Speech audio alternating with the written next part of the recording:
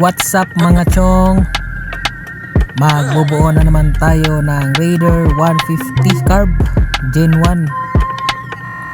So matagal na tong nakatambak, mga isang taon na daw sabi ng may-ari. Pero tingnan nyo naman yung bore nya, naka 68mm. Dugay-dugay na niya sit up yung Yan. Yung piston 68mm. So nirefresh lang namin to mga chong kasi tambak na daw sa kanila, hindi nagagamit, nalawang na yung mga chassis nito. Bubuuhin ulit ng may-ari, street bike concept daw pero naka 68mm. Nilinisan na pala namin yung cams, intake and exhaust, yung mga head. So yan, stock cams lang po, stock cam gear. Yan. Dito din. So stock lang po. So basically naka 68mm bore up lang po yung Raider na to.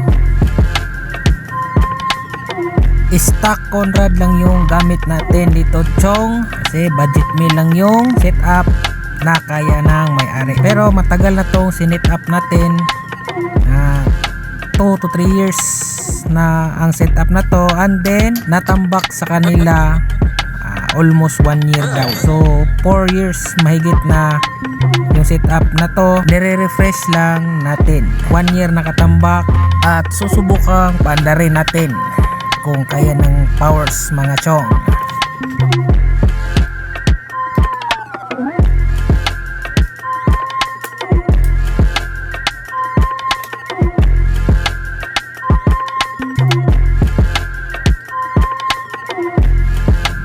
Nilalagyan na ni Chong Daryl yung bore natin ng sana all gasket. Sana all gasket lang malakas mga chong.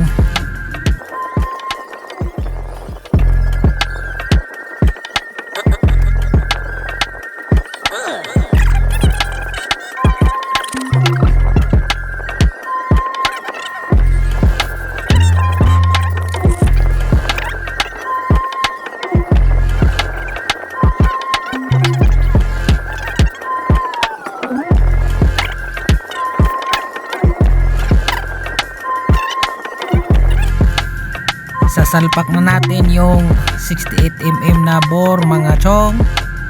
So pansin nyo yung motor talaga ang dumi pa, hindi pa namin nililinisan kasi gusto muna namin paandarin bago linisan, mag-repaint, pagandahin ulit.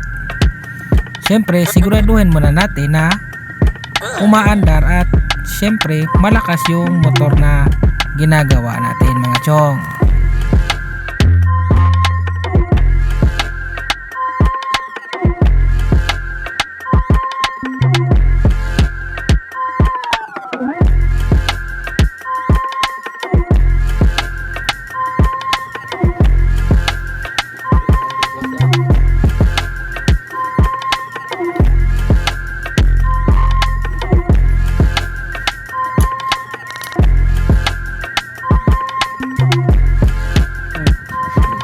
Zero gasket nga pala tayo dito sa may head mga chong, no? Kasi yung piston nya, yung set natin locum lang, yung saktuhan lang pang anlipiga.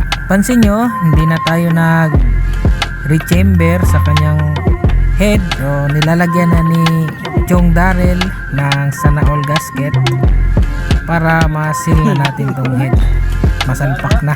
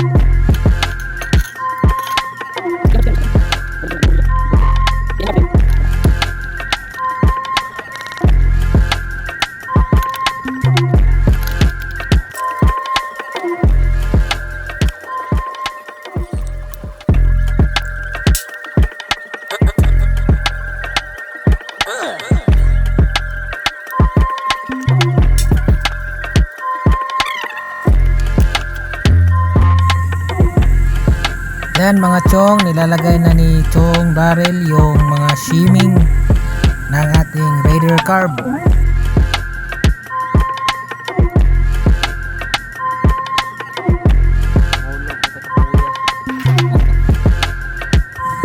Nag-double checking nga pala si Chong Daryl sa ating exhaust cams para malaman namin kung goods pa ba or need ng palitan. So yung lip niya mga chong is nasa 6.5. So goods na goods pa rin.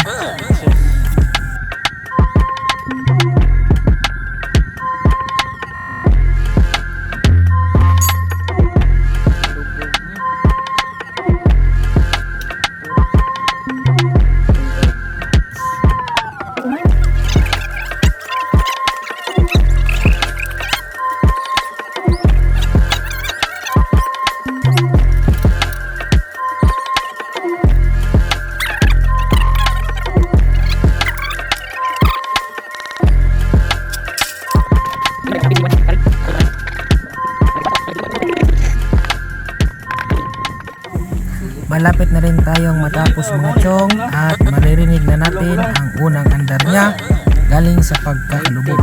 Ilang months din to nakatambay.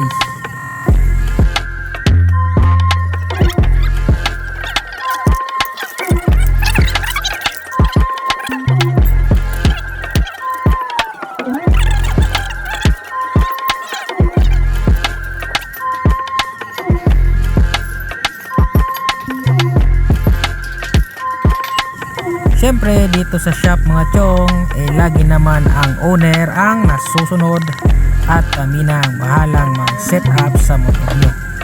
Kayo ang masusunod sa budget at kami naman ang masusunod sa setup.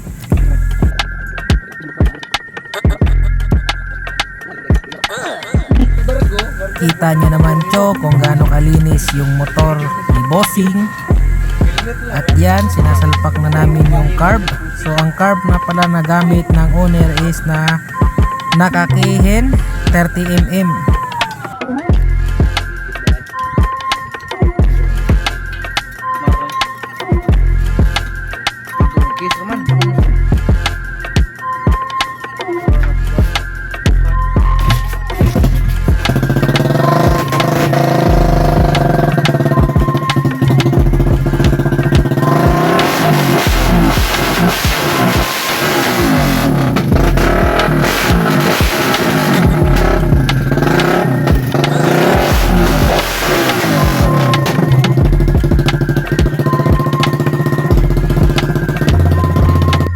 At ayun nga mga chong, napandar na natin ang motor ni Bossing at satisfied naman si owner. Sa tunog pa lang at andar ng kanyang motor, balik kondisyon talaga. 68mm bore, 30mm na carb, stock stroke at stock valve lang po ang baon.